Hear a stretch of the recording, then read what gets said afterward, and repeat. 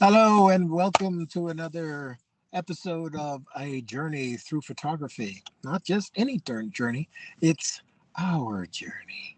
This is me, I'm Greg Clanker, that's my buddy Mark Skinner, and that's my buddy Ken Nelson. We are not transitioning. I almost said transitioning. What the heck does that mean? We are photographers. We have various colleagues. Okay, let me try that again. We have, varying degrees of professional experience, both commercial and fine art, and we have a love for photography. It's a passion that we share, and we just get together, frequently, and we like to talk about photography. Usually, the conversations we have offline. Oh my goodness! But today's topic is my topic, and since I'm out here on the left coast, the west coast, I was going to go with a spring fling. Just throw the doors open. Try to clear out the cobwebs and see what happens. We've been doing a lot of discussions. Are you guys okay with that topic? Yeah, Okay. we have no choice. Spring Fling or the one you told us. Yeah, well, the one that that they kind of. But I do want to have a topic for my next topic of picking a subject and shooting it and seeing what we have and just to see how we see after these years and years of photography. So I wanted to throw it open and just say spring fling. What does that mean? Well, there's a lot of things going on in the photography world with the AI, and last week Mark's discussion about patents on digital versus safety film and how film is making a comeback. But today I just wanted to just be interrupted by screaming children at a park. Well, that's what it is, California. So I wanted to say that there's a lot going on in the photography world. People are, creating their own spaces with be it YouTube or Instagram or, what other modes of, being influencers in the world of photography. People who are established. Mark sent around a interesting article about the um, a tried and true uh, senior. No, it's not fair. An established photographer who did a lot of National Geographic work, and it was interesting to see how, through it all, he's still shooting and how he sees uh, how younger photographers are shooting today. And I just wanted to, kick the doors open, throw out some, throw in the Lysol and get the place, aired out for the summer to come. So I'm just gonna turn it over. And what do you got for us, Ken? You're up next.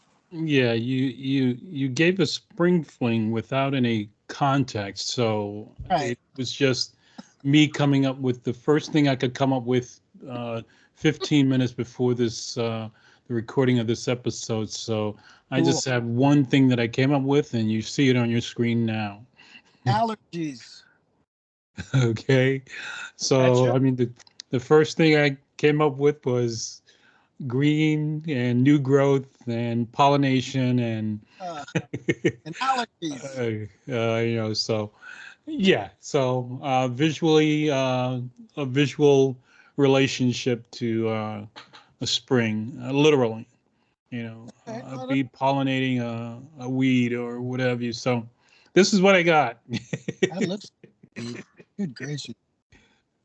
Okay. No problem. I mean, I like the way you lit it. I mean, you could have literally done, anything with it, but I like your placement where you have, this lit bloom in front of this dark, dark green behind it. It looks kind of ominous, but it's a cool shot. It's not, I wouldn't say it's like I would look to see it in the Met or anything, but it's not a bad shot. I like it. But terrifies me because I have bad, bad, bad allergies. But Yeah, So let me okay.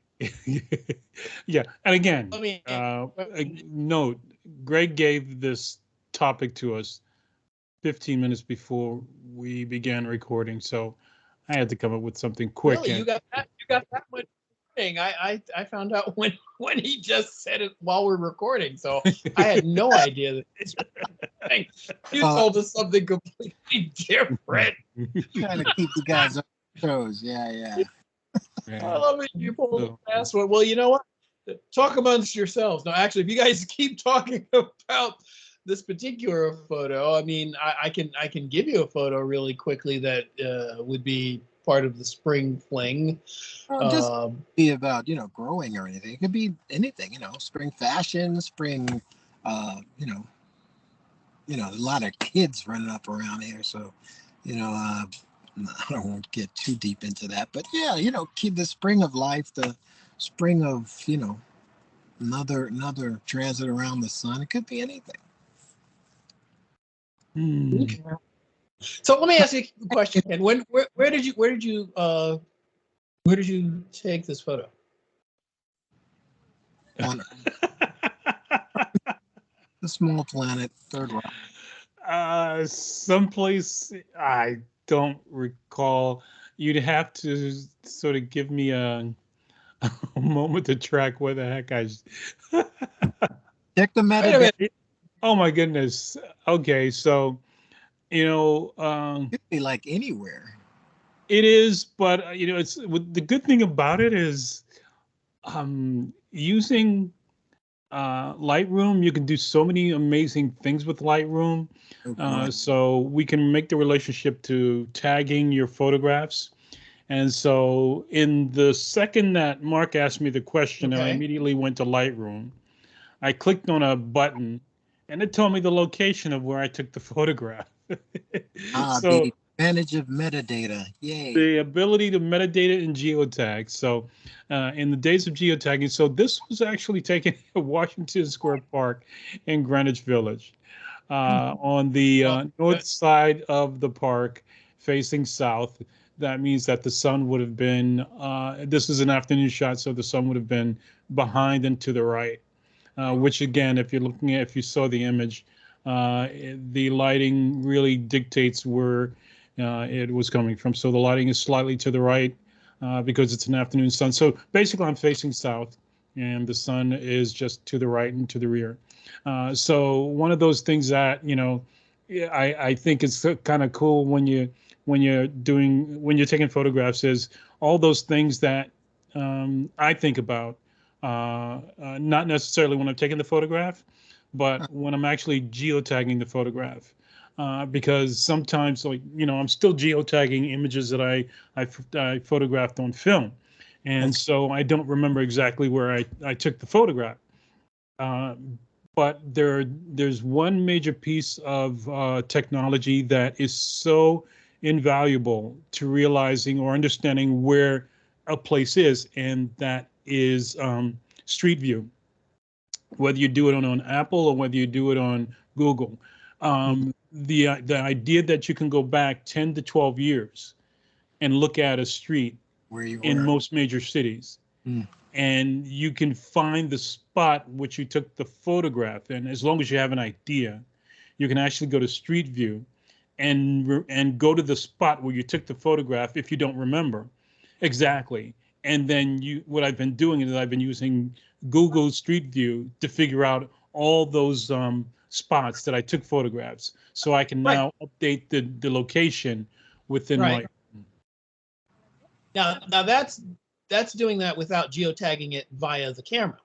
Right, because in film you can't geotag. So when I was shooting film, if I'm scanning a negative, so the negative doesn't have any geotagging data, you can't.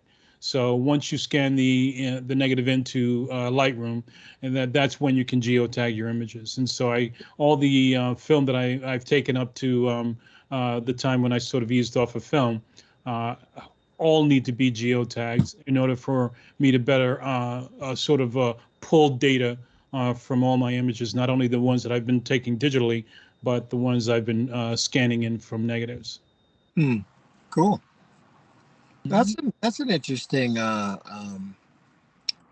topic, side topic. The integration of the tech being, creeping into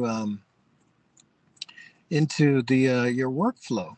I mean, I think I think it's cool. I think it's helpful, and sometimes it's necessary when you want to, if you were doing a seasonal shot, if you wanted to come back in summer to see, what was happening in that spot, or in winter and fall or whatever. It'd be interesting to go back and find where you geotagged it, where you were, and short of spray painting the area with your tripod feet. It'd be interesting to see what that looks like at different times of year. Yeah, Well, yeah, it does. I have another question for you. Okay. Yeah. On the right side of that image, you've got this huge space that, it's got a lot of light. Do you find that, I mean, to me, it seems like it's competing a little bit with that,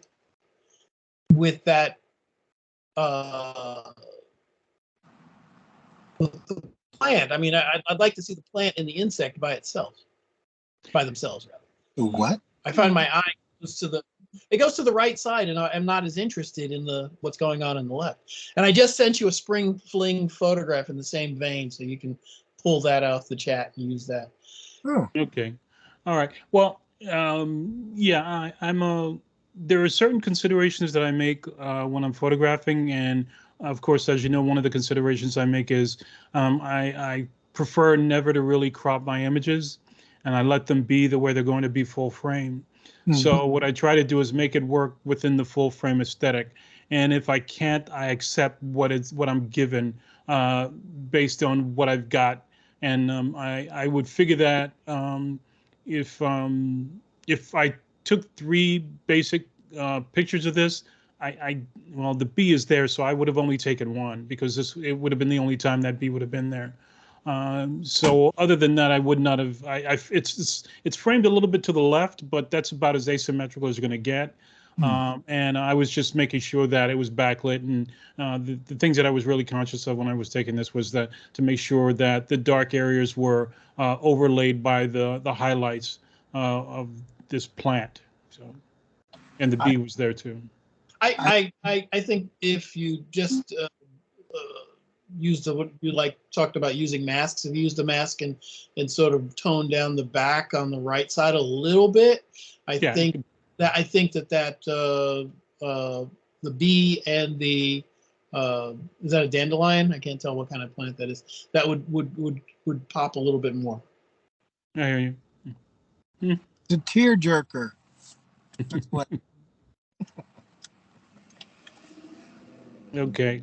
It doesn't bother me so much the composition. I kind of like that like I said the first time, the placement of the man, my eyes are starting. I'm just looking at the picture of this thing, and my eyes are starting to water. Let me ask you a question. Did you get the photograph that I sent? Yeah, I'm working on it now. Okay. But yeah, I mean the your eye is drawn to the light of the right side, but there's like at the top and the bottom of it, there's like this arc shape, and it kind of mimics the shape of the tearjerker, and there's a circular thing that I find my eye doing. I'm looking around the thing and looking at the lighter shape and the arc in that, and I see that light shape, and it has an arc carved out into it, and then goes to the dark and it sticks in the bee, and I didn't even see the bee at first, but there's kind of a circular thing going on there that I'm really enjoying. It's I don't know, even though it was quick, it was I think it really works for what it is. I don't have a problem with that. Not that I think it's really well composed. I think it's really well composed. Okay, let's stop talking about this, man. Let's move on, please. All right, Mark, you're up. You're on deck. Marky in the middle. Right.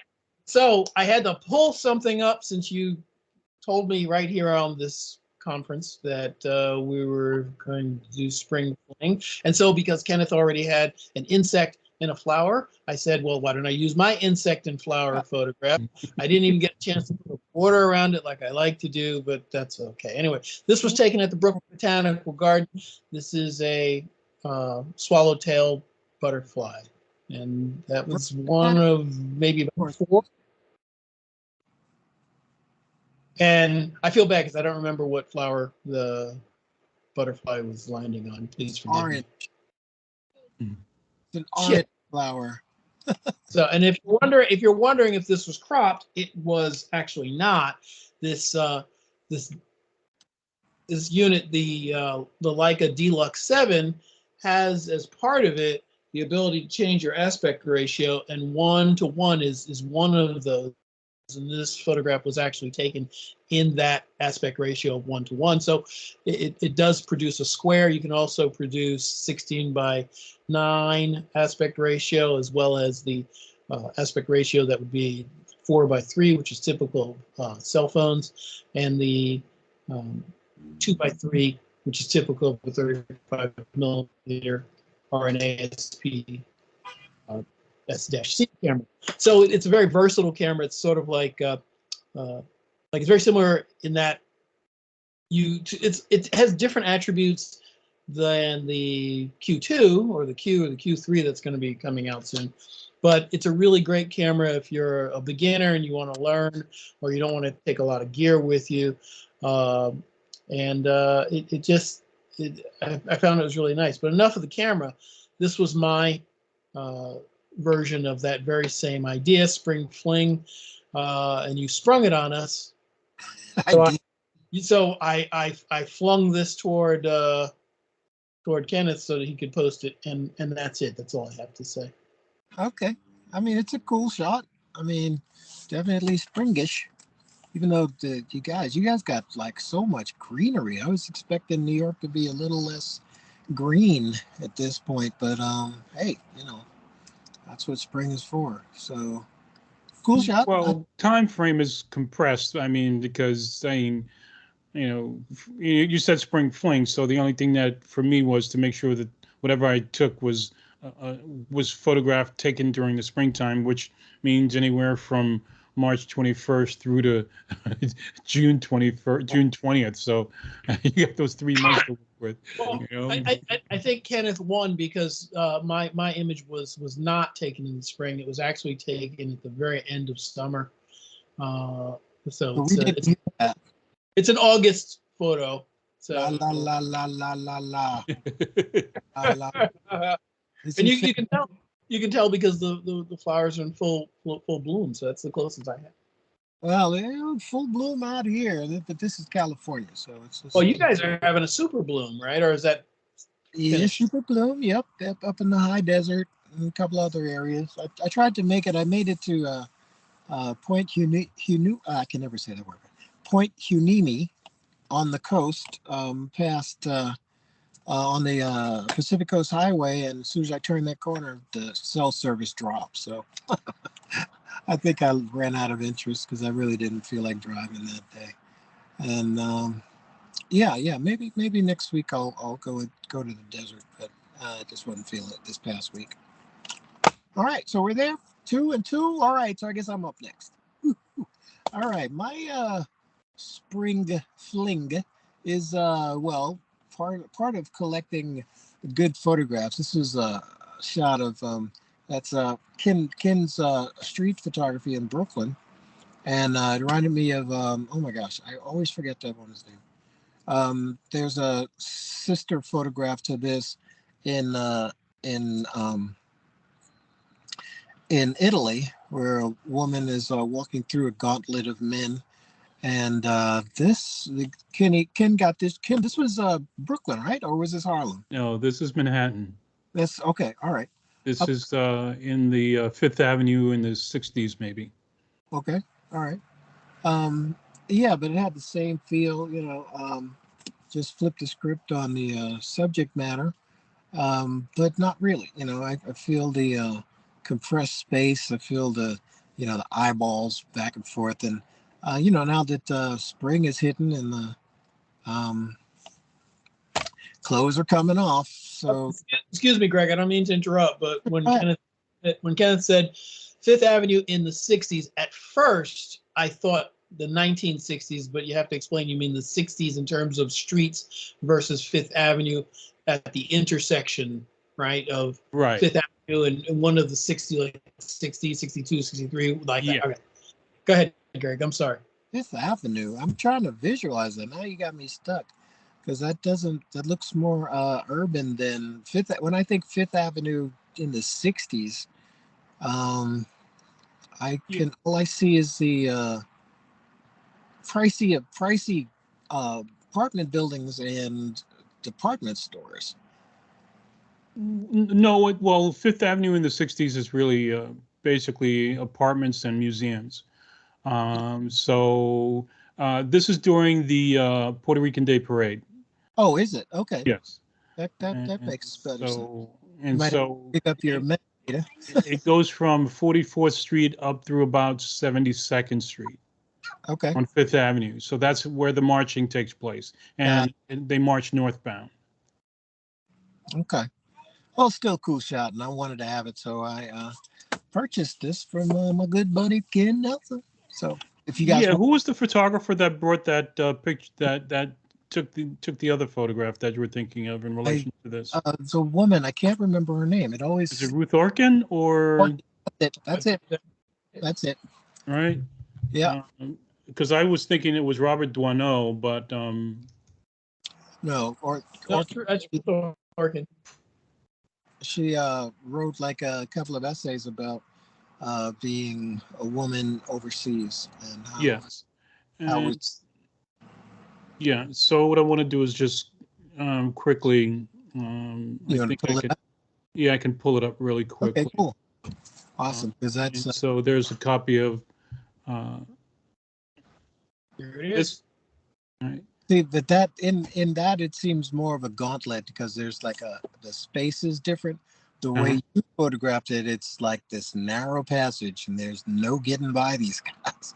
At least in this one, it seems like there's a way out. You can run to the left, or stage right or whatever. But yeah. And what's interesting about the difference is that they're basically I don't know, they're cooing her or they're whatever they're doing. They're verbalizing whatever they're doing. Within that photograph that I took, they're just looking. Well, it's probably exactly. In the Ruth Orkin photograph, it's probably safe to assume that there's a lot of catcalling going on because that was something that really happened globally in the Western world in those days. You don't really hear so much catcalling in New York these days. I don't know. I haven't seen it. Well, it used to be extraordinarily common, so common that I would be able to hear it, but I don't really see or hear that much of it. I'm sure it goes on, but it's certainly not like what it was when in the 20, 30 years ago. Put it that way. Okay, sure. I mean, and you crossed a construction site at your own peril. But yeah, times have changed though, for sure.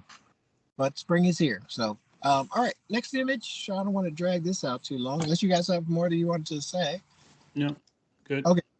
I really enjoyed that shot. Oh, there you go. Huh? So we all decided that plant life was representative of the spring fling. Yeah, well, the one thing I do like about this region is that just about every store has like a concession, not a concession, but they have plants, live plants out, out front. And this one store I passed by had, I'm looking, I was like, wait, those are strawberries, so I snagged a couple of those, and I'm gonna, feed them and water them and get them plenty of sunlight and see how sweet they are once I, get a chance to, grow them till they're tasty. But yeah, I like the newness of spring, rebirth, everything about, the cycle, and the circle of life, things come and things go and everything has a cycle and time to everything turn, that song. And, there's a season for stuff. So I just wanted to say something, throw some props towards Spring Fling, and hopefully we'll do more on that or do a part 2. But it's a start. I like having um, the idea of renewal in the spring. So I just wanted to pop that out there. I even my Greg, strawberries say the same thing. I'm going to say the same thing about your photo. I said about Kenneth's. I like it a lot. It's very well composed, but I think that the window in the back distracts me from the strawberry and the rest of the plant. Okay, all right, no worries. I wanted to put just the quality of light was kind of striking to me in the morning, because we're not full blaze sunshine yet. We're kind of overcast out here, and it does some funky things with the lighting. It bends the light. I get a lot of unexpected colors that I wouldn't think I would get in even in diffused light. The direct sunlight, of course, everything's going to be spot on, but that diffused light, it gave a warmer quality to it, and it was not what I expected, because even the leaves are very green, very, very green, but there was something about that time of day that punched up the softness on the green and brought out the red in the strawberry that I didn't expect. So yeah, I think that's beautiful. I just wouldn't include the window. All right, no worries. That's fine. It's just a window. A lot of folks have window gardens, and this is my slice of sanity. So I get you. I get you for sure. I'll endeavor to do better. All right, I think that's gonna about do it for Spring Fling. If you guys have anything else, we can chew on it a little bit, or if there's nothing else, we could chew on it offline. No, I think we're good. Yeah, we're good. True. Get your eye drops ready. I got mine at home. I didn't bring my eye drops with me, but there it is. So this was Journey Through Photography. You never know where it's going to turn, how light is going to do things to things, and what the pollen is going to do to your eyes. I'm Greg Cleghorn, and this is my bud Ken Nelson and Mr. Skinner. And whoa, did we just drop out? All right, that's going to do it for this episode of A Journey Through Photography. I'm Greg Cleghorn. See you next time.